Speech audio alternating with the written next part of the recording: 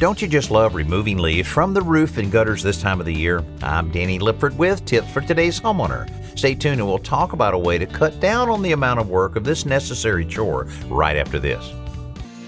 Got any tools on your Christmas list? You're in luck this year. Today's homeowner has teamed up with Woodcraft to provide one lucky winner $1,000 worth of tools and woodworking supplies. Now through December 15th, enter the Tools Under My Tree giveaway at todayshomeowner.com/giveaway to win a $1,000 Woodcraft gift card. Again, it's very easy to enter. Just log on to todayshomeowner.com/giveaway.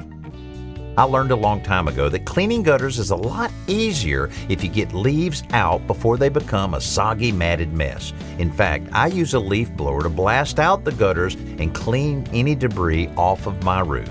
The problem is you have to get pretty close to move a fairly large pile of leaves. The air pressure dissipates a few feet from the blower tube, so I'm continually moving the ladder or crawling all over a steep roof. So I decided to extend the blower tube with a piece of PVC pipe.